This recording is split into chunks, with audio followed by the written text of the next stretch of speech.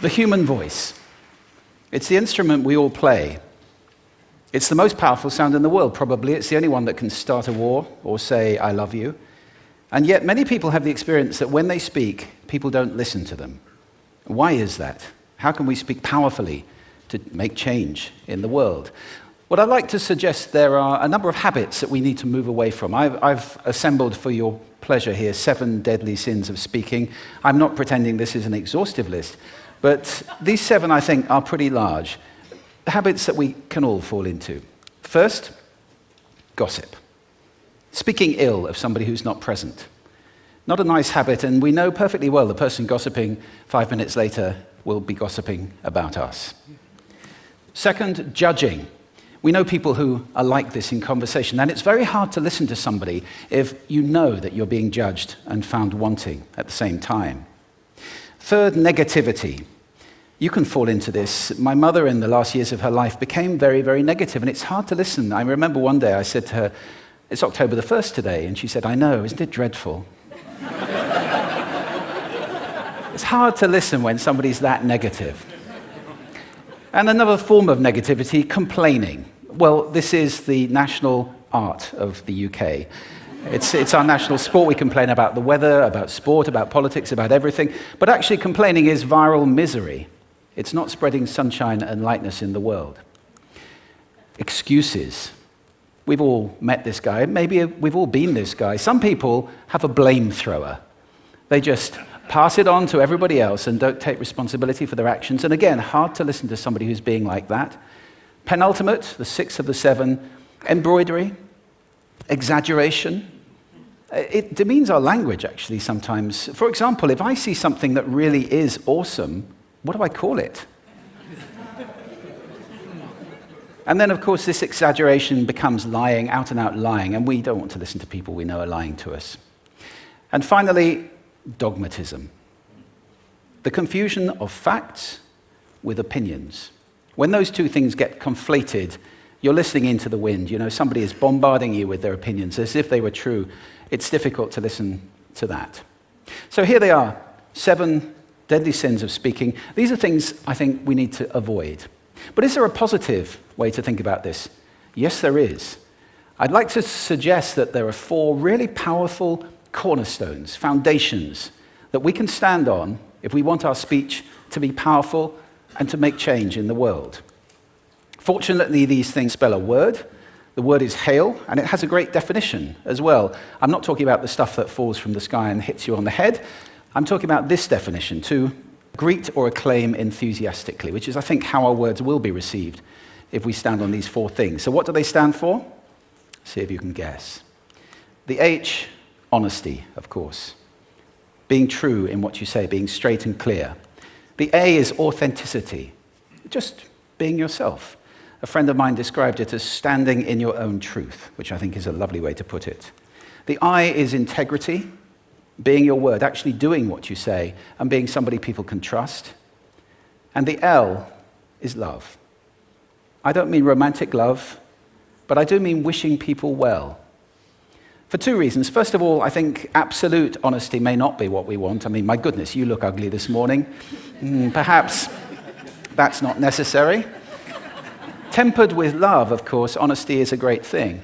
But also, if you're really wishing somebody well, it's very hard to judge them at the same time. I'm not even sure you can do those 2 things simultaneously. So hail. Also, now that's what you say, and it's like the old song, it is what you say, it's also the way that you say it.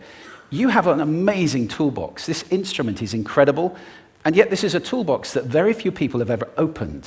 I'd like to have a little rummage in there with you now, and just pull a few tools out that you might like to take away and play with, which will increase the power of your speaking. Register, for example. Now, falsetto register may not be very useful most of the time, but there's a register in between. I'm not going to get very technical about this for any of you who are voice coaches. You can locate your voice, however. So if I talk up here in my nose, you can hear the difference. If I go down here in my throat, which is where most of us speak from most of the time, but if you want weight, you need to go down here to the chest. You hear the difference? We vote for politicians with lower voices. It's true, because we associate depth with power and with authority. That's register. Then we have timbre. It's the way your voice feels. Again, the research shows that we prefer voices which are rich, smooth, warm, like hot chocolate. Well, if that's not you, that's not the end of the world, because you can train. Go get a voice coach. And there are amazing things you can do with breathing, with posture, and with exercises to improve the timbre of your voice. Then prosody. I love prosody. This is the sing-song, the meta-language that we use in order to impart meaning. It's route one for meaning in conversation. People who speak all on one note are really quite hard to listen to if they don't have any prosody at all. That's where the word monotonic comes from, or monotonous, monotone. Also, we have repetitive prosody now coming in, where every sentence ends as if it were a question. When it's actually not a question, it's a statement. And if you repeat that one over and over, it's actually restricting your ability to communicate through prosody, which I think is a shame. So let's try and break that habit. Pace. I can get very, very excited by saying something really, really quickly, or I can slow right down to emphasize. And at the end of that, of course, is our old friend, silence. There's nothing wrong with a bit of silence in a talk, is there? We don't have to fill it with ums and ahs. It can be very powerful. Of course, pitch often goes along with pace to indicate arousal, but you can do it just with pitch. Where did you leave my keys? Where did you leave my keys? It's a slightly different meaning in those two deliveries. And finally, volume. I can get really excited by using volume, sorry about that if I startled anybody, or I can have you really pay attention by getting very quiet. Some people broadcast the whole time. Try not to do that. That's called sodcasting. Imposing your sound on people around you carelessly and inconsiderately. Not nice. Of course, where this all comes into play most of all is when you've got something really important to do. It might be standing on a stage like this and giving a talk to people. It might be proposing marriage, asking for a raise, a wedding speech, whatever it is. If it's really important, you owe it to yourself to look at this toolbox and the engine that it's going to work on. And no engine works well without being warmed up. Warm up your voice. Actually, let me show you how to do that. Would you all like to stand up for a moment? I'm going to show you the 6 vocal warm-up exercises that I do before every talk I ever do. Anytime you're going to talk to anybody important, do these. First, arms up, deep breath in, and sigh out, like that. One more time. Very good. Now we're going to warm up our lips, and we're going to go bop, bop, bop, bop, bop, bop, bop, bop. Very good. And now, just like when you were a kid. Now your lips should be coming alive. We're going to do the tongue next with exaggerated la, la, la, la, la, la, la, la, la. Beautiful. You're getting really good at this. And then roll an R. That's like champagne for the tongue. Finally, and if I can only do one, the pros call this the siren. It's really good. It starts with we and goes to or. The we is high, the or is low. So you go wee, oh, wee. Fantastic. Give yourselves a round of applause. Take a seat. Thank you. Next time you speak, do those in advance. Now, let me just put this in context to close. This is a serious point here.